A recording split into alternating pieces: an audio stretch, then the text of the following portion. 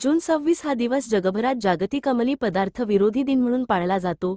या निमित्ताने अंमली पदार्थांच्या वाढत्या गैरवापराला आळा घालण्यासाठी आणि युवकांमध्ये जनजागृती निर्माण करण्याच्या उद्देशाने नाशिक पोलीस आयुक्तालयाकडून विविध जनजागृती उपक्रम राबविण्याचा पुढाकार घेण्यात आला आहे।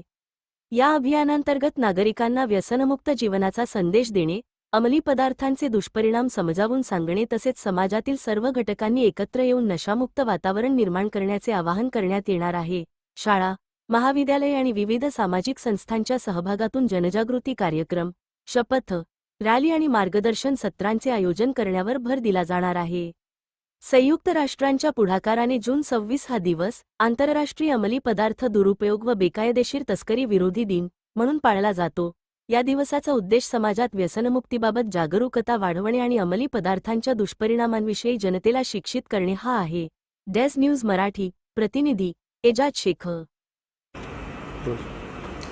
सर्व नाशिककरांना नाशिक पोलीस आयुक्त व नाशिक पोलिसांचा नमस्कार।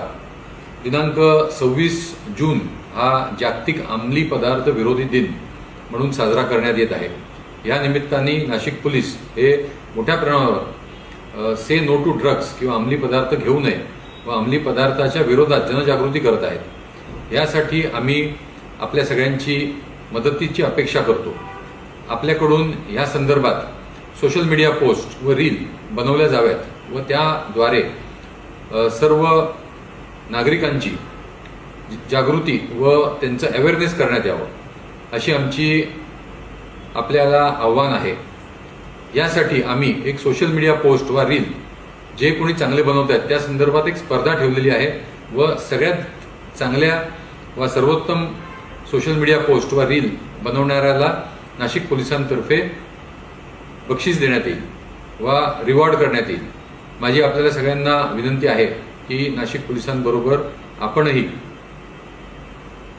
ड्रग्स किंवा अंमली पदार्थ विरोधी जनजागृतीमध्ये सामील व्हा।